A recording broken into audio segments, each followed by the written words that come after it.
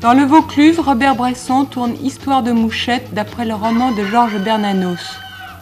Colette Gidoux est allée le voir.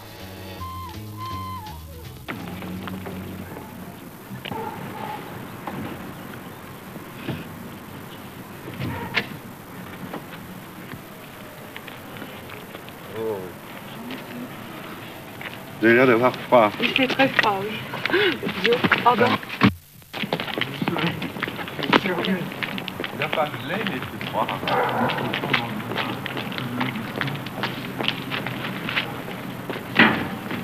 Espérez plus d'espérance, 3 jours l'heure Nicolon, en montrant le ciel immense, le fond de l'horizon.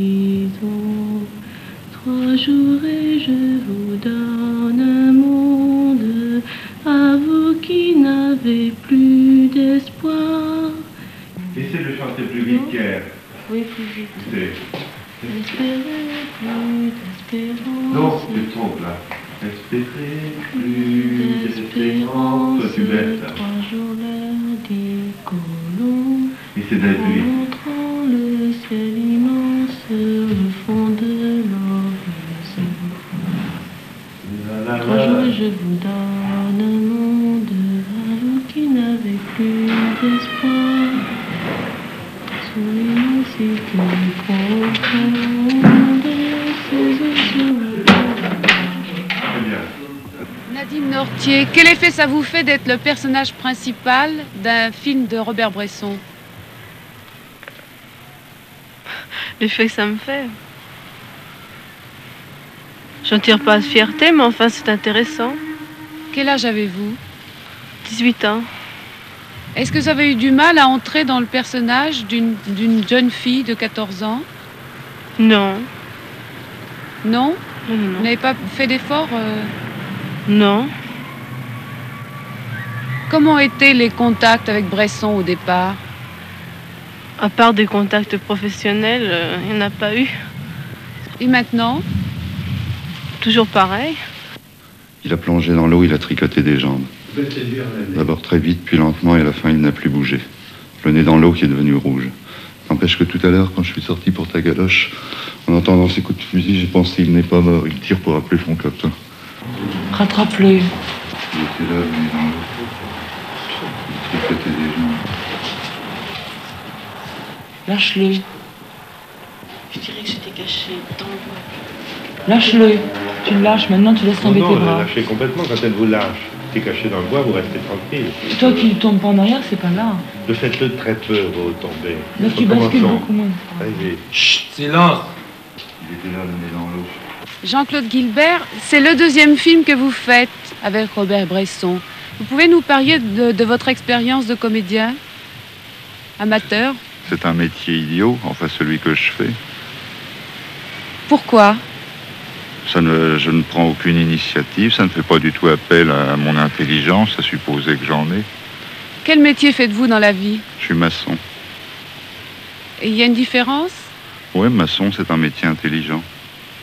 Est-ce que vous ne pensez pas que cela tient surtout au metteur en scène avec lequel vous tournez? Je ne le pense pas. Je pense que Bresson est un type très intelligent. Qu'il m'enquiquine énormément. Ça, c'est normal, c'est son boulot, il fait son boulot. Moi, je fais le mien, seulement le sien est intelligent. Est-ce que vous n'avez pas envie de faire d'autres expériences avec d'autres metteurs en scène? À ce prix-là, volontiers. C'est uniquement une question de prix? Oui, c'est très bien payé. C'est un métier pénible, mais on fait souvent des choses pénibles quand c'est bien payé. Ce n'est pas déshonorant, c'est idiot. Robert Bresson, vous mettez souvent en scène des adolescents. Est-ce parce que leurs problèmes vous intéressent et vous touchent particulièrement? D'abord, les adolescents sont beaucoup plus souples que les personnes plus âgées, mais sont intéressants dans le sens du mystère et de ce qu'ils ont en puissance en eux. Ce que j'aime là-dedans, c'est lancer un enfant ou une petite fille dans une action terriblement dure, même méchante, et de voir ses réactions.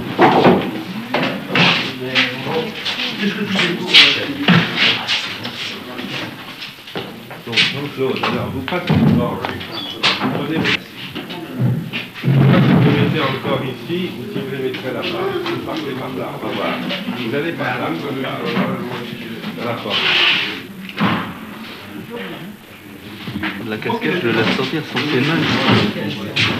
Le fusil.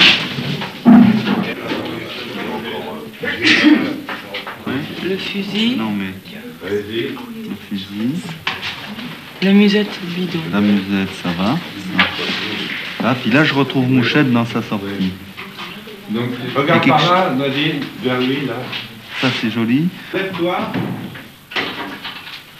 Prends ton cartable. Il est au bout du banc. Tu vas me sortir, Continue. Monsieur Robert Bresson, on a parfois dit que vous faisiez un cinéma dépourvu de chaleur et de sensualité. Ce qui est sûr, c'est que pour faire quelque chose de chaud, il faut le faire froid. Je veux dire qu'il faut que ce soit froid dans la façon de le faire pour que le chaud arrive dans le résultat, dans la fin. Cette froideur qu'on m'a reproché bien arbitrairement, puisque j'ai vu des gens extrêmement émus à mes films, et je crois que, en effet, ce n'est pas en essayant de copier la vie, de la copier à travers des acteurs, à travers un jeu, une mimique d'acteurs, qu'on arrivera à une émotion. Est-ce que vos films sont des films religieux? Ils sont religieux dans le sens où moi je suis religieux. Religieux, je veux dire croyant, c'est ce que vous voulez dire sans doute. Bien sûr, je suis croyant. Pouvez-vous nous résumer l'histoire de Mouchette telle que vous la voyez? Non, c'est irrésumable. Si c'était résumable, ce serait odieux.